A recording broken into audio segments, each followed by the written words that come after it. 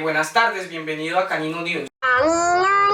Yo soy su reportero Gianfranco Veros, médico veterinario de la Fundación Universitaria San Martín, y en este documental vamos a hacer un análisis de un caso clínico. En este caso clínico llega un labrador retriever de 5 años, el cual tiene mal olor en las orejas, que es algo frecuente en estos animales. El propietario ingresa con el animal a la clínica con olor en las orejas, excreción, prurito, enrojecimiento y dolor. El propietario nos indica que a este animal le hacen limpieza cada semana, pero por más de que le realicen limpieza, el animal sigue presentando esta sintomatología y tiene un decaimiento de la cabeza al lado derecho. Sospechamos que es una otitis infecciosa. Bueno, y para saber qué tipo de otitis infecciosa tiene este animal, debemos realizar unas pruebas necesarias y debemos sacar unos diagnósticos diferenciales. Estos diagnósticos nos los va a brindar la doctora Lady, que se encuentra en llamada remota. La inflamación del conducto auditivo es bastante frecuente entre la clínica de pequeños animales. A menudo solemos encontrar pacientes que tienen rojez, inflamación, picazón. En ocasiones encontramos pacientes con la cabeza inclinada hacia un lado, usualmente el que está afectado. También encontramos que los propietarios pues en algunas ocasiones ya han tenido pues un tratamiento previo en una otitis pues externa leve, pero esta no ha funcionado, entonces llegan pues un poco con material purulento, bastante incómodos. Dentro de este tipo de diagnósticos pues encontramos otitis crónica. Esta suele ser del oído medio al externo, suele ser muy frecuente por la otitis externa pues leve, que no fue resuelta, y pues esta es causada por diferentes tipos de patógenos, como lo son los de bacterias, Staphylococcus, Streptococcus, Pseudomonas, pues las cuales causan pues son las más frecuentes en la otitis. También encontramos hongos como Malassezia pachydermatis, también algunos parásitos. Dentro de pues, los diagnósticos diferenciales encontramos neoplasias. Son neoplasias usualmente malignas del conducto auditivo externo. Suele estar pues descrito en razas como Golden Retriever, Pastor Alemán, Cocker Spaniel.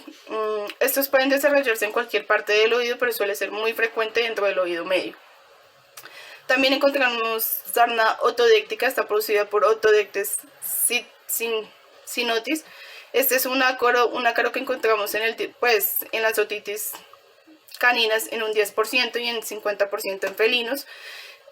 La presencia de ácaros pues provoca una acumulación de pus negra de color marrón oscuro, y pues suele estar muy frecuente. Gracias, doctora Lady, por esa hermosa explicación. A continuación, el doctor Daniel va a realizar unas pruebas para sacar el diagnóstico definitivo de este animal. Bueno, a continuación les vamos a mostrar cómo se toma la muestra para la citología del exudado auditivo.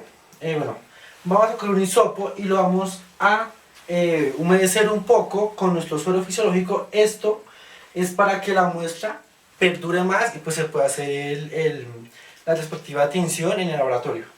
Vamos a tomar nuestro hisopo, vamos a coger la oreja de nuestro paciente y la vamos a tomar en las paredes, digamos que externas del oído.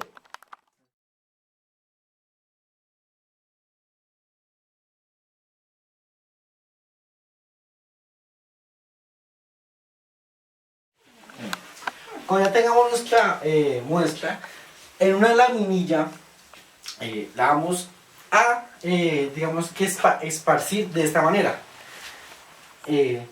así, para que esto pues pueda como tal hacer la tinción de la mejor manera. Y ya posteriormente que tenemos nuestra laminilla con ya la muestra, vamos a fijarla con calor para proceder con las tinciones que les voy a explicar a continuación.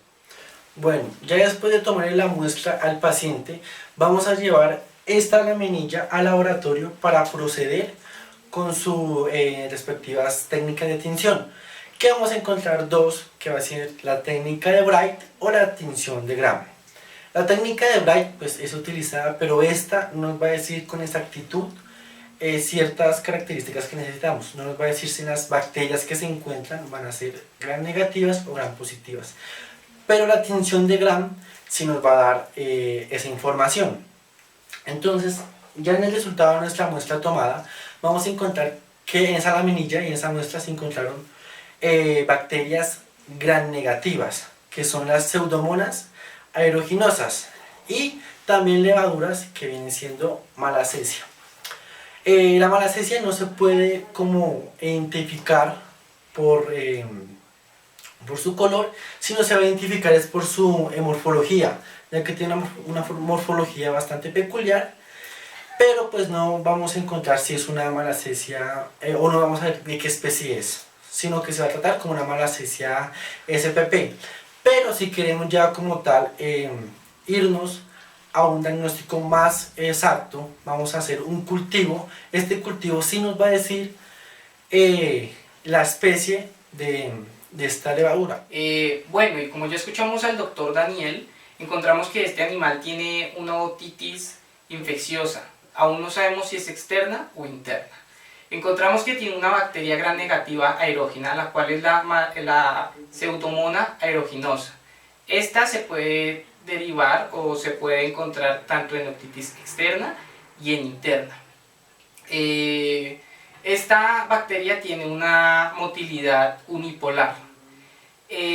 Esta bacteria se puede dividir en dos tipos: resistentes o susceptibles. Resistentes y susceptibles ¿a qué? A la reacción inhibitoria que tiene el medicamento. O sea, a la reacción que tiene el medicamento ante esta bacteria, ya que esta bacteria es resistente a los medicamentos. No significa que sea resistente a todos los medicamentos, puede ser 1, 2 o 3. Se han encontrado estudios que esta bacteria puede llegar a ser resistente hasta 12 medicamentos, siendo muy difícil su tratamiento y siendo muy peligrosa para los pacientes inmunodeprimidos. Bueno, y de igual manera también encontramos la malacecha pachydermis. Este es un hongo microscópico o levadura, el cual se encuentra en el músculo cutáneo del animal y de igual manera en los oídos. Es un hongo el cual está permanentemente en el cuerpo en cantidades mínimas. Este hongo puede tener una reacción al calor, o sea, puede tener una reacción alérgica o puede expresar su patogenicidad gracias al exceso de calor, al exceso de humedad o al exceso de materiales lipídicos. Y también se puede ver alterado gracias a heridas las cuales rompan las barreras cutáneas del cuerpo. Al momento de que observamos al animal, podemos evidenciar que principalmente hubo una infección por la pseudomonas y a la reacción del cuerpo que tuvo el animal gracias a la pseudomonas, gracias al calor y a la infección que creó esta, derivó una segunda infección de malacecha pachydermis, creando una doble infección en el oído, bacteriana y fúngica. Bueno, y ahorita tenemos una invitada muy especial, la cual es la doctora Camila, que nos va a explicar los tipos de infección de estos patógenos. Buenas tardes, doctor Jan. Buenas tardes. Yo les voy a explicar el tipo de infección. Bueno, tenemos que la Pseudomonas aeruginosa es el factor causante de muchas infecciones a nivel auditivo. Una de estas es la otitis externa, la cual es una infección leve que ocurre por el contacto con agua que contiene bacterias. Estas entran en el oído causando infección y síntomas como prurito, dolor y en algunas ocasiones secreción auditiva. Otro tipo de infección causada por esta bacteria es la otitis media, siendo más grave que la anteriormente nombrada.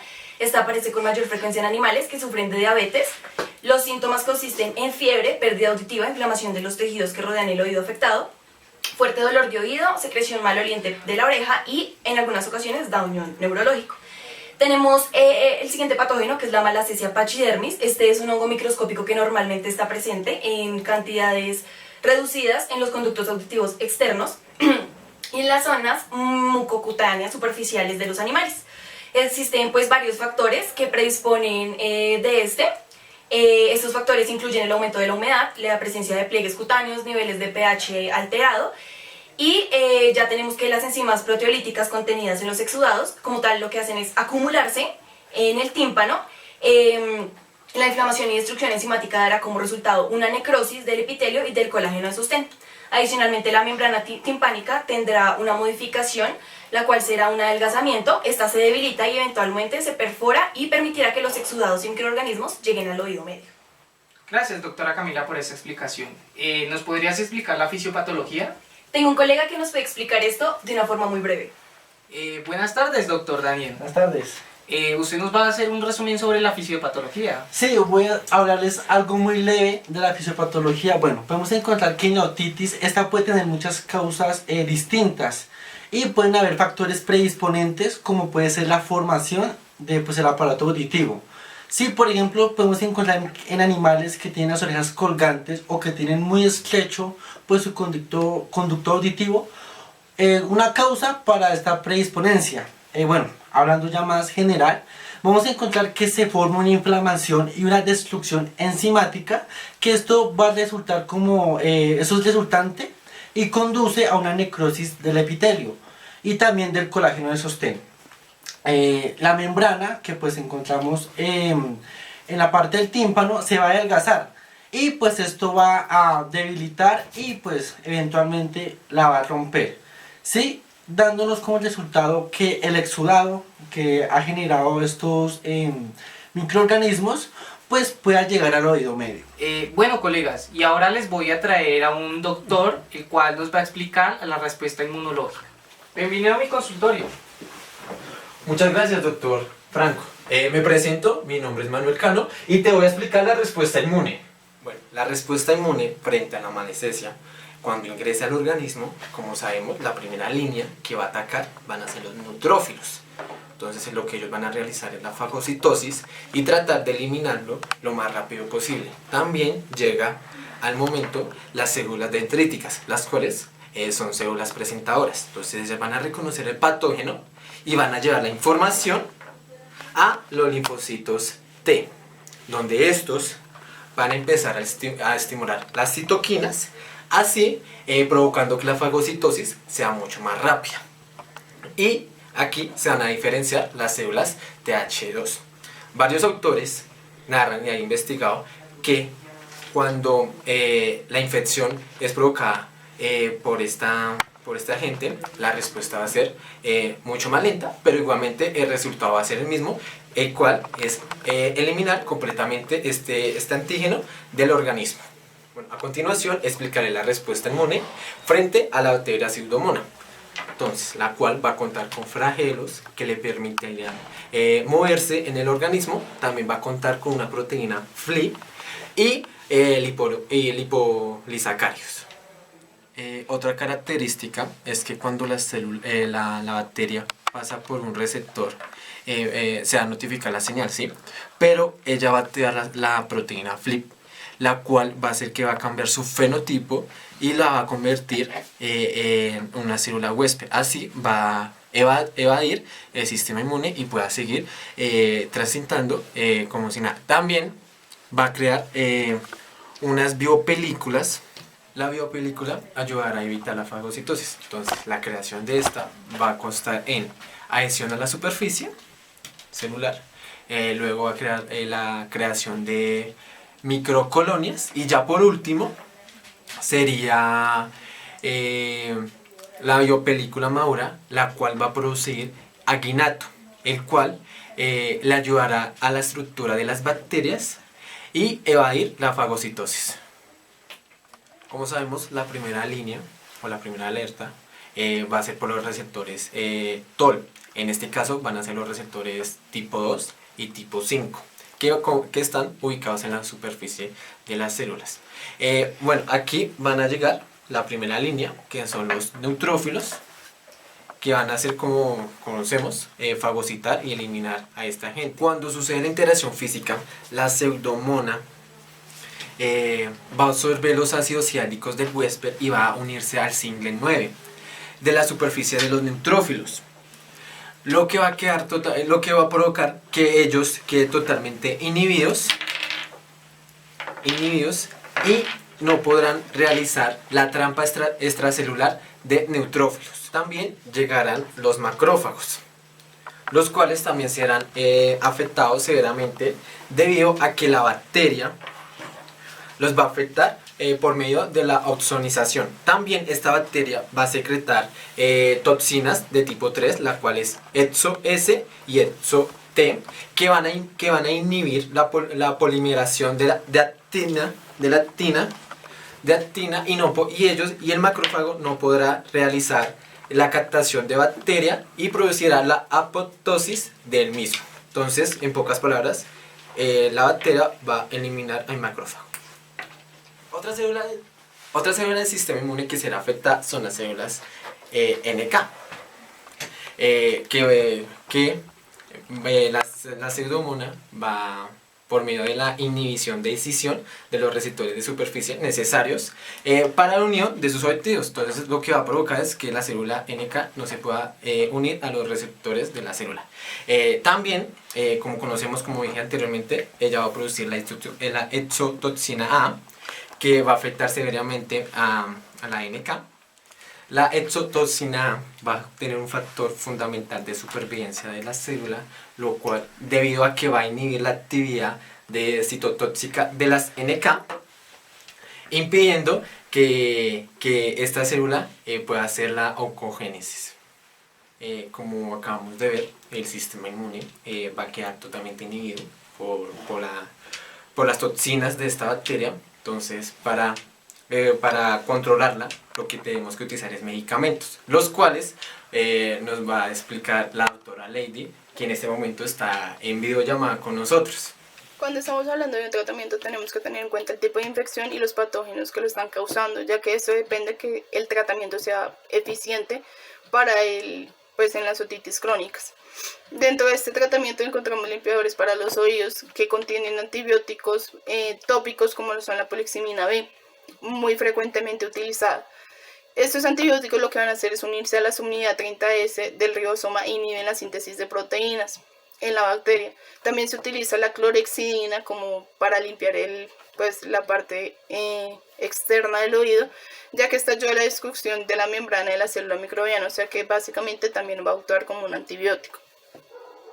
Por otro lado tenemos antimicrobianos, estos suelen ser utilizados en altas concentraciones y existe una primera línea de estos como son la neomicina, gentamicina, en las cuales pues tienen una gran eficacia en bacterias como las pseudomonas. Tenemos de segunda línea como la tobramicina en solución oftálmica, ticarcilina, clavulonato de potasio. Con esto pues se debe tener en cuenta y cuidado que con ciertos aminoglucósidos tópicos, ya que pues en algunas ocasiones se ha observado que existe una ototoxicidad auditiva en el tronco encefálico. Ocurre con mayor frecuencia en perros tratados con tópicos a base de amicacina y tobramicina. También tenemos los glucocorticoides y los antifúngicos. Los glucocorticoides lo que van a hacer como tal, van a actuar como efecto antiinflamatorio y también van a actuar como antipruriginosos. Esto quiere decir que son medicamentos que ayudan al control de la picazón y que inhiben el prurito en reacciones alérgicas, también infecciosas por hongos, y pues más entre ellos encontramos la betametasona, la dexametasona, suelen ser bastante eficaces, pero no se recomienda usar en en pacientes que tengan falla renal o tengan algún problema renal, ya que pues esta causa una supresión suprarrenal. También se ha visto el uso de la mometasona. Esta no ha tenido ese tipo de consecuencia secundaria, por así decirlo, y ha sido bastante eficiente también en tratamiento. Dentro de los antifúngicos encontramos cloricotrimazol, tiabendazol, micondazol, que pues esto lo que van a hacer es evitar el crecimiento del hongo y a su vez provocan que este muera. También encontramos tratamientos sistémicos donde utilizamos la fluoroquinolonas, como enroflaxina, marbofloxacina, en donde pues se utilizan para aquellas otitis que son multiresistentes. También podemos utilizar antibióticos inyectables, entre ellos encontramos los carbapenímicos, que son los antibióticos beta-lactámicos, dotados de mayor aspecto, actividad y resistencia contra las beta-lactamasas. Estas sirven tanto para bacterias gram negativas y gram positivas. Muchas gracias, Lady, por esa explicación. Bueno, y ahorita yo les voy a explicar la zoonosis de la bacteria Pseudomonas aeruginosa. Esta bacteria se puede contagiar por muchos factores, ¿Cuáles son estos factores? Que el animal esté corriendo y se raspe o se corte con algún metal o con tierra. De igual manera se puede contagiar por medio del agua y por medio del alimento. Esta bacteria es zoonótica. ¿Cómo así? O sea, se puede transmitir de animal a humano o de humano a animal. Se puede transmitir por las vías nasales, por la boca y por ruptura en la piel. En los humanos va a derivar muchas patologías, las cuales son otitis externa maligna, foliculitis, ectina gangrenosa, infección oculares, infección del tejido blando, neumonía grave, infección de las vías urinarias, infección del torrente sanguíneo, o sea, una bacteremia, infección ósea y articular, infección de los vasos sanguíneos. Esta enfermedad, esta bacteria toca tenerle mucho cuidado, ya que es muy fácil su transmisión y se puede transmitir por objetos o por personas, ya que los humanos son uno de los principales vectores y se transmite por vía directa. De igual manera, esta bacteria puede sobrevivir en el medio ambiente de una temperatura de entre los 20 hasta los 70 grados centígrados durante 70 días. Y la temperatura óptima para poder hacer su procreación es de 37 grados centígrados, haciendo que en el humano sea el huésped indicado. Bueno, ya que explicamos la zoonosis de esta bacteria en el cuerpo humano y en el cuerpo animal, la doctora Camila nos va a informar y nos va a explicar cuál es la situación en Colombia. Bueno, y en cuanto a la situación del país, tenemos que la otitis externa en animales de compañía es un problema de consulta frecuente en la ciudad de Bogotá, con una alta presentación de residuos y procesos evolutivos. En cuanto a la situación actual en Colombia de esta patología, cabe aclarar que no se encuentra gran variedad de información. Sin embargo, se realizó un estudio investigativo estadístico entre variables anamnésicas, clínicas y evolutivas en procesos de otitis externa. El estudio se llevó a cabo en la ciudad de Bogotá y en base a información recolectada en 8 clínicas veterinarias. Los pacientes fueron en total 25 y por medio de historias clínicas, encuestas directas a los propietarios y citologías de oído se determinaron las variables a relacionar. Se encontró en pacientes con otitis externa relación entre sexo, estado reproductivo, grupo racial, tipo de oreja, rutinas de higiene y limpieza, actividades de esparcimiento, convivencia con otros animales y hallazgos citológicos. Y de igual forma es importante también resaltar que variables como rutinas de higiene y limpieza, convivencia con otros animales y actividades de esparcimiento son dependientes del factor humano. A continuación, mi colega Lady les va a explicar el papel que cumple el médico veterinario y zootecnista en esta problemática. ¿Por qué es importante el papel del médico veterinario? El médico veterinario es importante en este tipo de patologías o en cualquier tipo de patología porque es el único que tiene la capacidad de relacionar e identificar aquellas características clínicas que presenta el paciente y llevarlas hacia un diagnóstico y un posible tratamiento adecuado para él. Esto lo que va a hacer es facilitar la labor clínica y diagnóstica, llevando así a la reducción de la patología y los inconvenientes que se puedan presentar a futuro.